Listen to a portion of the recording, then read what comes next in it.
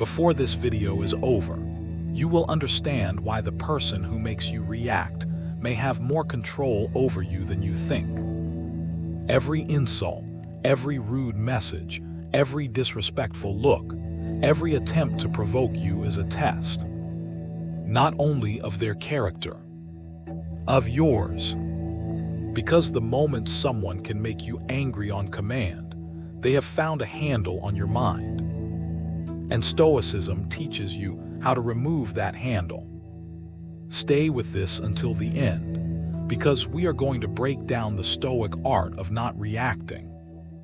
You will learn why reaction is often a surrender of control, why silence is not weakness, why Marcus Aurelius expected difficult people before they arrived, how to pause before anger speaks for you, and how to respond with strength without becoming a prisoner of rage. If you want calm, serious reflections on Stoicism, discipline, and self-control, subscribe to the channel. This is a place for people who want to train the mind, not just collect quotes. Now let us begin. Someone insults you, and something inside the body moves before the mind has time to speak. The jaw tightens, the chest heats, the hands want to answer. A sentence rises like a blade. In one instant, a few words from another person seem to take command of your entire inner world. This is the trap of reaction. It does not look like a trap at first. It feels like strength. It feels like defending yourself. It feels like refusing to be disrespected. But very often, the first reaction is not strength. It is the moment control leaves your hands and enters theirs. The person who provokes you does not need to defeat you physically. They only need to move your mind. They only need to pull a string and watch you dance. They say the word, make the face, send the message, spread the rumor, raise the tone, and suddenly your peace belongs to them. Stoicism begins at this exact point. Not in a quiet library, not on a mountaintop, not when life is comfortable and everyone treats you fairly. Stoicism begins when something unfair happens, and the first impulse is to become smaller, louder, crueler, or less disciplined than you know you should be. The Stoic does not ask, how do I avoid all difficult people?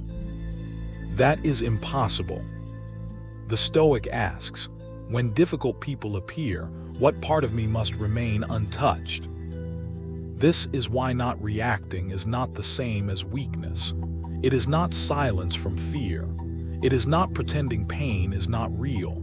It is not allowing every insult to pass without judgment. It is the art of placing a guard at the gate of the mind. Most people live as if every provocation deserves an immediate answer. A rude comment demands a rude comment back. A sharp message demands a sharper one. A public insult demands public revenge.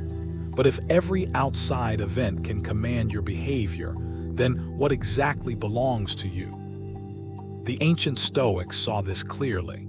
They understood that a human being can lose freedom long before chains appear.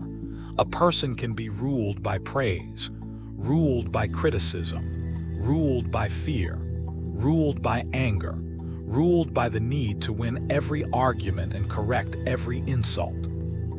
And the strange thing is this, many people call that freedom. They say, I speak my mind, but often their mind is being spoken by irritation. They say, I do not let anyone disrespect me, but often disrespect has already entered them, taken a seat, and begun giving orders.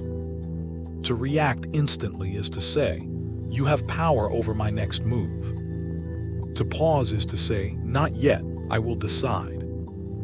That pause is the beginning of inner strength. The world will always offer reasons to lose control. People will misunderstand you. Some will underestimate you.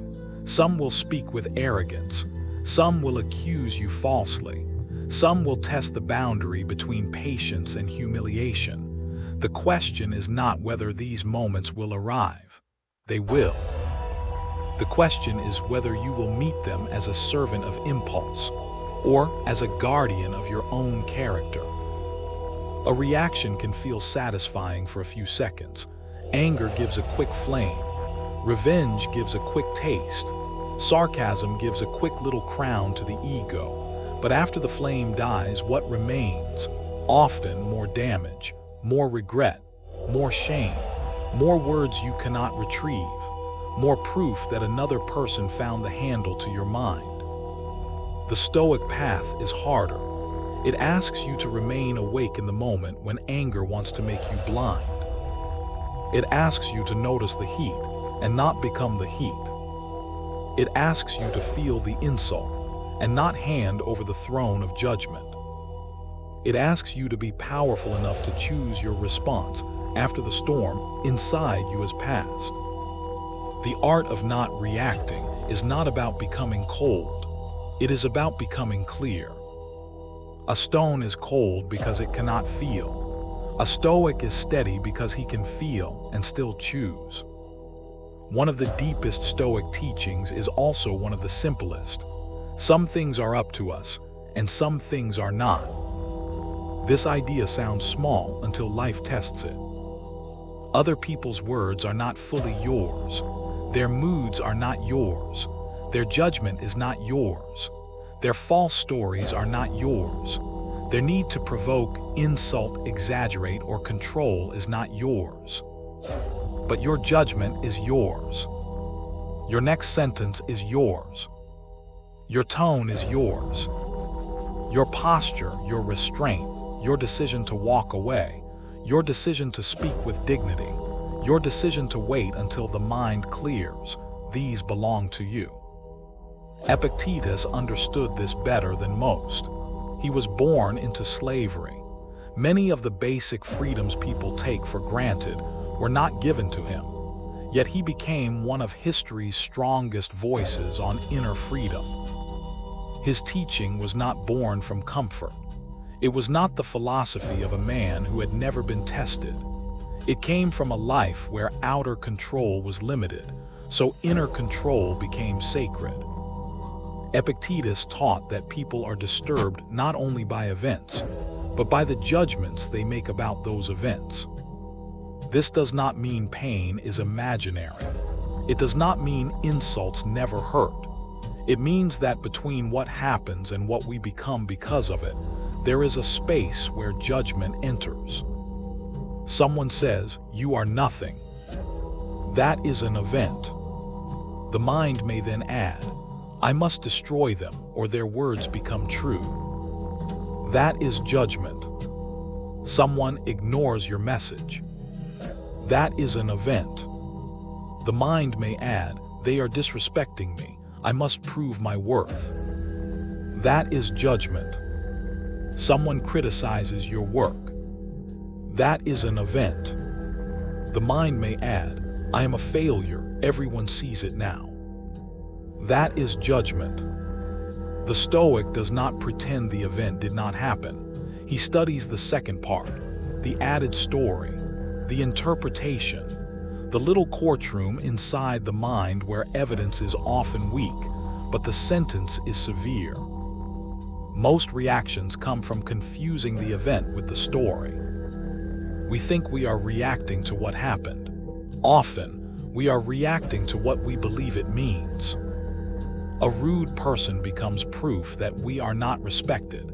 A delay becomes proof that the day is ruined. A disagreement becomes proof that we are under attack. A joke becomes proof that we are being humiliated. Stoicism trains the mind to separate these layers. What happened? What am I adding? What is mine? What is not mine? This is not easy. The ego loves speed. It hates investigation. It wants a verdict immediately. It wants to say guilty, enemy, threat, disrespect, revenge. But wisdom moves slower than ego. Wisdom asks for light before it swings a sword in the dark. The Stoic does not give away power by trying to control everything outside him. That is an endless war. He protects power by controlling what can actually be controlled. You cannot control whether someone speaks badly of you, but you can control whether their words make you speak badly of yourself. You cannot control whether someone behaves with arrogance, but you can control whether arrogance teaches you to become arrogant too. You cannot control whether people misunderstand your silence, but you can control whether you break your own peace just to manage their opinion. This is where strength begins to change shape. The strongest person is not the one who can overpower every enemy. There will always be another enemy, another critic, another insult, another disappointment, another unfair moment. The strongest person is the one who cannot be easily turned against himself. If someone can make you cruel, they have changed you. If someone can make you reckless, they have moved you. If someone can make you betray your own values, they have won more than an argument. The Stoic victory is quieter. It is the victory of keeping your own hands clean when someone invites you into mud. It is the victory of saying, perhaps only inside yourself, that belongs to you. My response belongs to me. There are people who do not simply disagree with you. They want a reaction. They want to see the face change. They want the voice to rise. They want the message typed too quickly. They want proof that they can disturb what you were trying to protect. Sometimes they do this openly, sometimes with a smile, sometimes with a small comment designed to slip beneath the armor, a joke that is not really a joke, a question that is really an accusation, a silence meant to punish, a compliment with a hook inside it. The Stoic must learn to recognize the hook. Not every insult deserves analysis.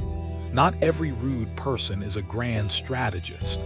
Many people are simply careless, tired, insecure, or lost inside their own storms.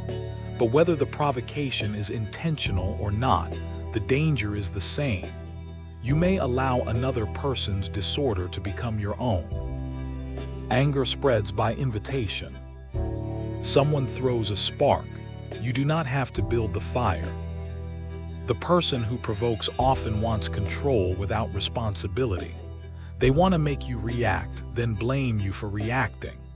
They want to push you until you step outside yourself, then point and say, "Look, this is who you really are." Stoicism refuses this game.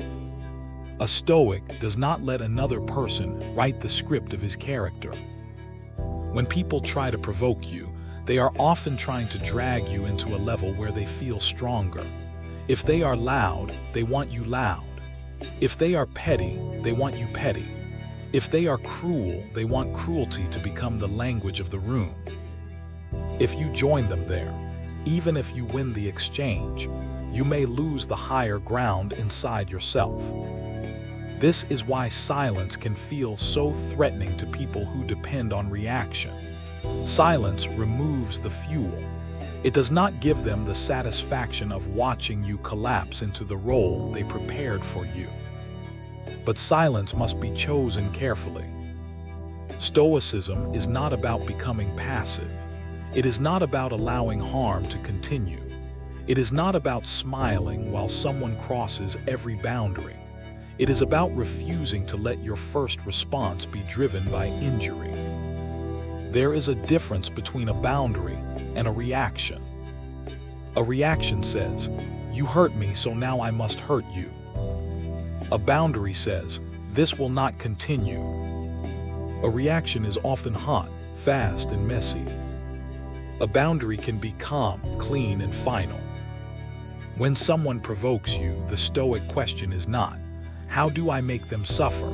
It is, "What is the most honorable response available to me?" Sometimes the answer is silence. Sometimes the answer is a single sentence. Sometimes the answer is leaving. Sometimes the answer is action later, when your mind is no longer burning. The weaker part of us wants immediate emotional payment. It wants the other person to know exactly how angry we are. It wants to display the wound. But not every wound deserves an audience. Some wounds must be cleaned quietly, so they do not become the center of our identity. The person who provokes you may be testing your ego. They may be testing your need to be seen as strong. They may be testing whether your peace is real or only a decoration you wear when life is easy. Do not misunderstand the test. The test is not whether you can answer sharply. Anyone can answer sharply. The test is whether you can remain loyal to your own standard while someone offers you a lower one. If you react without thought, they have chosen the battlefield, the weapon, and the timing. If you pause, you take back the field. And sometimes, the most powerful thing you can do is refuse to fight in a place where victory would still make you worse. Marcus Aurelius woke each morning as the emperor of Rome, but power did not protect him from difficult people. It brought more of them. More officials, more petitioners, more liars, more flatterers, more enemies, more ambitious men wearing loyal faces, more complaints, more betrayals, more pressure than most people can imagine. And yet, in his private notes, Marcus did not write like a man surprised by human difficulty. He trained himself to expect it. He reminded himself that he would meet the meddling, the ungrateful, the arrogant, the deceitful, the jealous, and the selfish. This was not bitterness, it was preparation.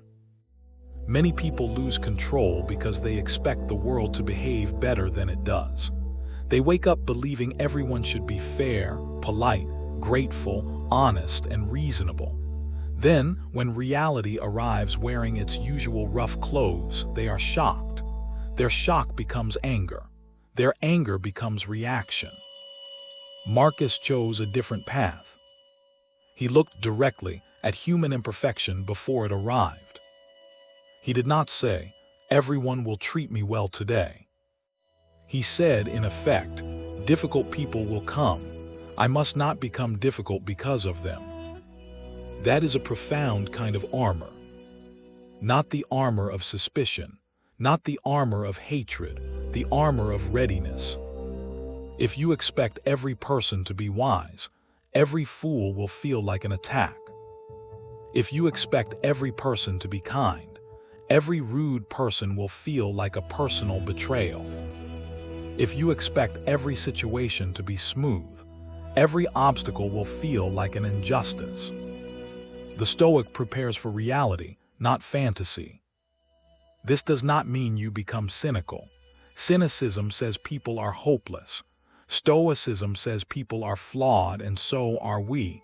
Cynicism becomes bitter. Stoicism becomes steady. Marcus understood that people do wrong because they misunderstand the good. They chase power, praise, money, pleasure, revenge, and status because they think these things will make them whole. When they act badly, they are often acting from ignorance, fear, or inner poverty. This does not excuse harm. It explains why surprise is useless. If a thorn scratches you, you do not spend the day shouting that thorn should be soft. You learn where the thorn bush is. You move carefully. You protect the skin. You do not become the thorn. In the same way, when a rude person is rude, the Stoic response begins with recognition. This is what an untrained mind does. The danger is not that rude people exist. The danger is that their rudeness recruits you. Marcus ruled an empire, but he knew the inner empire mattered more. If he could command armies but not his temper, what kind of emperor was he? If he could issue laws but not govern his own thoughts, what kind of ruler lived inside him? This is why Marcus still speaks to people centuries later, not because he had an easy life, because he had enormous pressure and kept returning to the same task. Do not let the outside world deform the inside one. When you meet difficult people today, the setting is different. It may not be a Roman court. It may be a workplace, a family dinner, a comment section, a text message, a business deal, a public insult, a private betrayal. But the test is ancient. Will you become what you condemn? Will arrogance make you arrogant? Will cruelty make you cruel? Will disrespect make you disrespectful? Will chaos make you chaotic? Marcus would not tell you to expect peace from the world. He would tell you to build it where you can govern it. Inside judgment. Inside action. Inside the pause before the reply. Many people fear silence because they confuse it with defeat. They think if they do not answer immediately, the other person has won. They think if they do not defend themselves loudly, everyone will believe the insult. They think if they do not strike back, they are accepting humiliation. But silence has many forms. There is the silence of fear. That silence shrinks. It hides because it believes it has no right to speak. There is the silence of confusion. That silence freezes because it does not know what is true. There is the silence of resentment. That silence says nothing outwardly, but inwardly it keeps sharpening knives. And then there is Stoic silence. Stoic silence is different. It is not empty, it is full of command. It is the silence of a person who has felt the first flame of anger and chosen not to worship it. It is the silence of a person who understands that not every battle deserves words. It is the silence of a mind gathering itself before action. Sometimes the person who says nothing is not weak. Sometimes he is refusing to bleed in front of the knife. Stoicism does not teach you to let people walk over you. It teaches you not to throw yourself beneath their feet because your ego was touched. A reaction often says, "I need you to see that I am strong." A controlled silence says, "I do not need to prove my strength in the way you demand." This is hard because ego wants witnesses. Ego wants the crowd to see that we were not afraid, not embarrassed, not defeated. But the strongest parts of character are often built without witnesses. A person can shout and still be powerless. A person can stand quietly and possess the entire room. Think of a storm against a cliff. The waves are loud. The cliff is silent, yet no one would call the cliff weak. The Stoic does not try to become a motionless stone, but he learns from stone. He learns weight. He learns stillness. He learns that not everything loud is strong and not everything quiet is broken. Silence gives you time to see. In anger, the world narrows. You see only the insult, only the enemy, only the need to answer. Silence widens the room again. It gives reason a place to return. Before speaking, ask, "Am I trying to solve this, or only to discharge pain? Will this answer protect my character, or only feed my pride? Am I speaking because speech is useful, or because silence feels uncomfortable?" These questions do not make you slow. They make you dangerous in a better way. Dangerous not because you are cruel, but because you are not easily steered. A person who must answer every insult can be controlled by anyone with a mouth. A person who can wait is harder to move. This does not mean silence should last forever. There are times when truth must be spoken. There are times when a boundary must be clear. There are times when silence protects the wrong person and abandons the right one. Stoicism does not worship silence. It uses silence as a tool. Silence before clarity. Silence before judgment. Silence before the sentence you cannot take back. When the mind is calm, speak if speaking is needed. Speak plainly. Speak with weight. Speak without poison if possible. A clean sentence can be more powerful than a page of anger. The Stoic voice is not weak, it is measured. It does not shout, because it has already decided who it is. And when no answer is needed, the Stoic lets silence do what noise cannot: preserve dignity. The Stoic pause is small, but it can change the direction of a life. It is the space between the strike and the answer, between the insult and the sentence, between the message arriving and your finger pressing send, between the face heating with anger and the mouth opening to release it. In that space, most people disappear. The impulse takes over. The old wound speaks. The ego writes the reply. The body moves before wisdom is called. Stoicism trains you to remain present in that space. The pause does not need to be dramatic. It can be one breath, one sip of water, one look away, one decision to place the phone down, one step backward, one night before answering. But that small delay can save you from years of regret. The first step is to notice the trigger. Do not pretend anger is not there. That only drives it underground. Name it quietly. Anger is here. Pride is here. Fear is here. The desire to hurt back is here. Naming the impulse creates distance.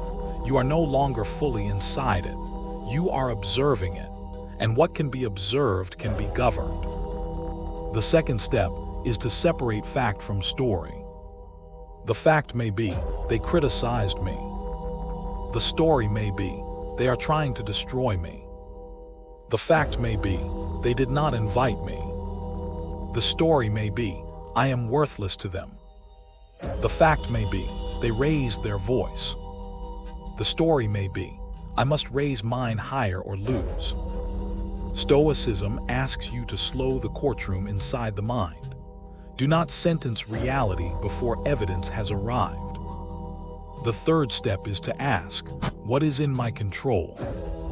Not their tone, not their opinion, not their past behavior, not their private motives, not the way others might interpret the situation. Your part is smaller but stronger. Your breath, your posture, your words, your next action, your refusal to become a mirror of their disorder. The fourth step is to ask, what response protects my character? This question changes everything. It moves the focus from winning to becoming, from proving to choosing, from punishment to principle. Sometimes the answer is, say nothing.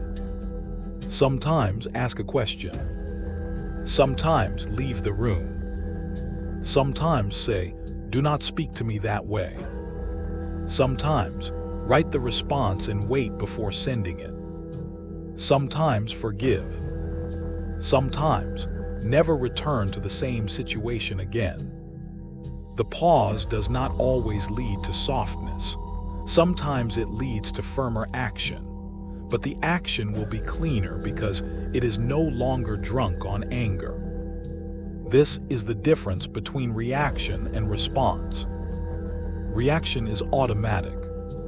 Response is chosen. Reaction belongs to the wound. Response belongs to the will. If you practice the pause daily, you begin to feel something change. You still get angry, but anger no longer becomes king as quickly. You still feel insulted, but the insult does not immediately decide your behavior. You still feel the urge to answer, but you notice that the urge is not a command. The Stoic pause is not a single technique. It is a way of reclaiming citizenship inside yourself. Every pause says, I am still here. Not the anger. Not the insult. Not the person who provoked me. I am here, and I will decide what happens next. Not reacting does not mean doing nothing. This point matters. Some people hear Stoicism and imagine a person absorbing every insult, accepting every injustice and calling weakness wisdom. That is not Stoicism. That is surrender wearing a philosopher's robe. The Stoic does not avoid action. He avoids being possessed by reaction. There is a great difference. Anger often arrives with confidence. It tells you it sees clearly. It tells you it is protecting you. It tells you that if you calm down, you will become weak. But anger is not always a liar because it points to pain. Sometimes anger notices a real boundary being crossed. Sometimes it sees that something is wrong. The problem is that anger is a poor ruler. It exaggerates, it rushes, it chooses words for their sharpness, not their truth. It cares more about impact than consequence. It can turn a necessary boundary into unnecessary cruelty. Stoicism does not say, never act. It says, do not let the worst part of you lead the action. You can set boundaries calmly. You can say no without shouting. You can leave without making a speech. You can defend yourself without becoming addicted to revenge. You can correct a lie without becoming a servant of public opinion. You can confront disrespect without losing self-respect. A boundary spoken clearly is often stronger than an explosion. Consider the difference between these two responses. One says, how dare you speak to me like that? You are pathetic. You always do this. I am done with you. The other says, do not speak to me that way. We can continue this when the conversation is respectful. The first may feel stronger. The second is stronger. The first gives away emotional evidence. The second sets a line. The first may create more fire. The second gives the other person a door. Return with respect or lose access. Stoic action is not cold, it is clean. It does not need hatred to move. Marcus Aurelius had to make decisions in war, government, law, illness, betrayal, and exhaustion. He could not simply sit under a tree and breathe while the empire ran itself. Stoicism did not remove him from life. It trained him to enter life without being consumed by it. That is the model. Act but do not be dragged. Speak but do not be poisoned. Resist but do not become what you resist. There are times when you must cut someone off. There are times when you must report wrongdoing. There are times when you must end a relationship, leave a job, confront a problem, or protect another person from harm. Stoicism supports action when action is guided by wisdom, justice, courage, and self-control. The four virtues matter here. Wisdom asks, what is actually happening? Justice asks, what is fair and right? Courage asks, what must be done even if I fear conflict? Self-control asks, can I do it without becoming ruled by anger? This is the Stoic standard. Not softness, not avoidance, not fake peace. A blade kept in its sheath is not useless, it is controlled. The person who can act without rage is not less powerful, he is more reliable. Rage is easy to provoke, principle is harder to move. And when the action is finished, the Stoic tries not to keep drinking the poison afterward. Many people react once in the moment, then react again in memory for days, weeks, and years. They replay the insult, rebuild the argument, sharpen the imaginary comeback, and let the person live rent-free inside the inner house. Stoicism asks for a cleaner ending. Do what must be done. Learn what must be learned. Release what no longer needs your hands. The goal is not to feel nothing. The goal is to be free enough to choose what follows. No one becomes calm by wishing to be calm. The unreactive mind is trained. It is trained before the insult, before the crisis, before the difficult person enters the room. before the message arrives, before the betrayal is known. If you wait until anger is already burning, training becomes harder. Not impossible, but harder. The Stoics understood this. They practiced in ordinary moments so they would not collapse in extraordinary ones. Begin in the morning. Before the world starts demanding pieces of you, prepare the mind. Say to yourself, today I may meet rude people. I may be misunderstood. I may be criticized. I may be delayed. I may be ignored. I may be treated unfairly. But I do not have to become what I meet. This is not negativity. This is rehearsal. A soldier who sharpens his sword before battle is not wishing for war. He is refusing to be surprised by it. When you expect difficulty, you do not waste as much energy being shocked. The second practice is the delay rule. When angry, wait. Do not answer the message while the wound is hot. Do not send the email while pride is writing it. Do not confront someone while your only goal is to make them feel what you feel. Give the mind time to return. Sometimes 10 seconds is enough. Sometimes 10 minutes. Sometimes one night. If the response is wise, it will still be wise after the fire cools. If it only survives while you are angry, it may not be wisdom. It may be smoke. The third practice is the body rule. Anger lives in the body before it becomes speech. Relax the jaw, open the hands, lower the shoulders, slow the breath, stand or sit with intention. The body can pull the mind back from the edge. A person with clenched fists will find it harder to speak gently. A person who breathes slowly gives reason a path home. The fourth practice is the voice rule.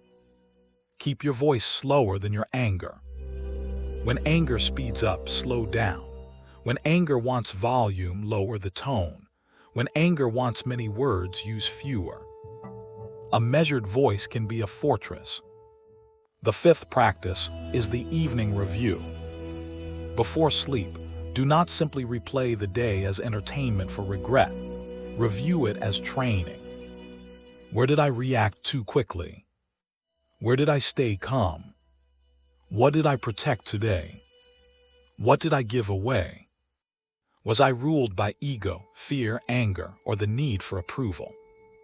Where can I do better tomorrow? This is not self-hatred. It is craftsmanship. The Stoic treats character as something shaped daily, like stone under a careful chisel. The sixth practice is voluntary discomfort. Do small, hard things on purpose. Take a colder shower. Eat a simpler meal. Walk when convenience calls. Put the phone down when the hand reaches for it. Practice not obeying every impulse. Why does this matter? Because reaction is often just impulse wearing emotional armor. If you cannot deny yourself a small comfort, it will be harder to deny yourself a satisfying outburst. Self-control grows by use. The seventh practice is remembering death. Memento mori is not meant to make life gloomy. It is meant to make insults smaller. Ask yourself, if this were my last year, would I spend it arguing with every fool? If this were my last month, would I give so much attention to this offense? If this were my last day, would this reaction be worthy of my final hours? Death does not make everything meaningless. It makes many things clearer. A life is too short to be rented out to every provocation. Train daily, and slowly you become less available to chaos. Not perfect, not emotionless, just harder to steal from yourself. So the next time someone tries to provoke you, remember this moment. Feel the heat rise. Feel the sentence forming. Feel the old impulse asking for control. Then pause. Not because you are weak, Not because they were right, not because you have nothing to say, but because your peace is not public property. Your mind is not a room anyone can enter. Your character is not something another person gets to command with a few careless words. You may still speak. You may still set the boundary. You may still walk away. You may still act. But you will do it from the center, not from the wound. And that is the Stoic art of not reacting. The world will not become quiet just because you choose peace. People will still insult. They will still misunderstand. They will still exaggerate, provoke, criticize, gossip, and test the edges of your patience. Life will still interrupt your plans. Pain will still visit. Anger will still rise. Stoicism does not promise a life without storms. It teaches you how not to become the storm. A person who can be provoked at any moment is never truly at rest. He may be free in body, but his mind has many masters. Every insult holds a key. Every critic holds a chain. Every rude person becomes a little emperor of his emotional world. But the person who can pause begins to reclaim the kingdom. He may still feel anger, but he does not kneel to it. He may still feel pain, but he does not let pain choose his character. He may still answer, but he answers as one who has returned to himself. This is the heart of Stoicism. Not control of the world, control of the self. Not victory over every enemy. Freedom from being easily made into one. You cannot decide what every person will say about you. You cannot decide whether every day will be fair. You cannot decide whether others will be wise, honest, grateful, or kind. But you can decide whether their disorder becomes your disorder. You can decide whether their cruelty recruits your cruelty. You can decide whether their noise becomes the language of your own mind. And in that decision, a quiet strength is born. Do not answer every spark with fire. Do not hand your peace to people who do not know what to do with their own. Do not mistake speed for strength, volume for courage, or revenge for justice. Pause. See clearly. Choose. Let your response come from character, not from injury. Let your silence be chosen, not forced. Let your action be clean, not poisoned. And when the world tries to pull you into its chaos, remember this. They can touch the surface. They can disturb the air around you. They can throw storms against the walls. But the center is yours to guard. If this reflection helped you, subscribe for more calm Stoic lessons on discipline, strength, and self-control. Until the next one, guard your mind carefully. The world will keep making noise. Your task is to decide what deserves an answer.